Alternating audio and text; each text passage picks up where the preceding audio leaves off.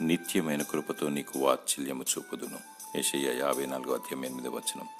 తల్లి గర్భందు పిండకృతము కాకముందే దేవుడు నిన్ను ఎరిగి ఉన్నాడు. ఈరోజు ఈ వాగ్దానాన్ని దేవుడు నీకు అనుగ్రహిస్తున్నాడు. మహోన్నతుడైన దేవుడు మాట తప్పనివాడు. శిశువుగా జన్మించి పసికందుగా ఎదుగుతున్న నాటి నుండి ఇంతవరకు నిన్ను కాయిచున్న దేవుడు, భద్రపరుస్తున్న దేవుడు. నా కృప నిన్ను విడిచిపోదు అని సెలవిస్తున్నాడు. అధైర్యపడకుము, నిన్ను నిర్మించిన వాడు నీకు దేవుడై ఉన్నాడు. నీపై సర్వ అధికారము నీ దేవునికే కలదు. మనుషులు వట్టి ఊపిరిని పోలి ఉన్నారు.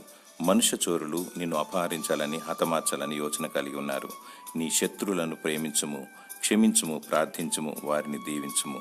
దుష్ట తలంపులు లయమైపోవాలని, దురాత్మను కాల్చివేయాలని ప్రార్థించుము. సత్యమైన దట్టిని కట్టుకో, విశ్వాసమైన డాల్ను పట్టుకో, నీతైన మైమరు తొడుగుకో. ప్రభువైన యేసుక్రీస్తును స్తుతించు, విజయాన్ని సాధించు. ఈ లోకములో ఉన్నవాని కంటే నీలో ఉన్నవాడు గొప్పవాడు. నీతో వాదించు వారు మాయమై నశించిపోదురు. దేవుడు తన కనుపాపు వలె నిన్ను కాపాడునుగాక.